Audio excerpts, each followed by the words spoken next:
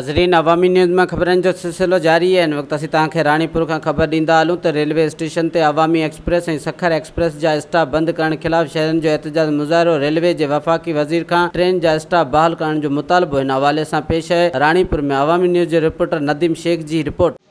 नाज़रीन, असां हिन वक्त मौजूद आहियूं रानीपुर रेलवे स्टेशन जिथे मुख़्तलिफ़ ट्रेन जा जेके स्टाफ आहिनि उहे बंदि कया विया आहिनि, जंहिं ख़िलाफ़ हिते रवासिन शहरनि एहतजाज कयो आहे। अचो त ॻाल्हि बि कोन जो छा चवणु आहे। हाणे तक़रीबन लॉकडाउन नरमी आई आहे, ट्रेन जो स्टाफ बहाल थी विया आहिनि।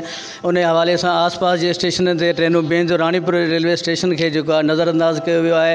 असां रवासी टैक्सी हलाए गुज़ारो करण वारा आहियूं, मुसाफ़िरनि ते असांजो अचण वञण ते गुज़ारो आहे। हिन महिल असां तक़रीबन फ़ाक़ाकशी में गुज़ारे रहिया आहियूं। असां रेलवे इंतज़ामिया खे गुज़ारिश था कयूं बाउमदी रेलवे स्टेशन रानीपुर खे जेके ट्रेनूं बहाल कयूं वञनि। ॿ रेलूं पिया थियूं, अवामी सखर एक्सप्रेस, उहो बि कोरोना जे करे गवर्नमेंट खणी छॾियूं आहिनि।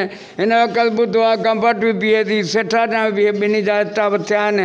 असांजा हितां जा माण्हू ॾाढो परे परे खां वेंदा था आहिनि, मजबूर आहिनि।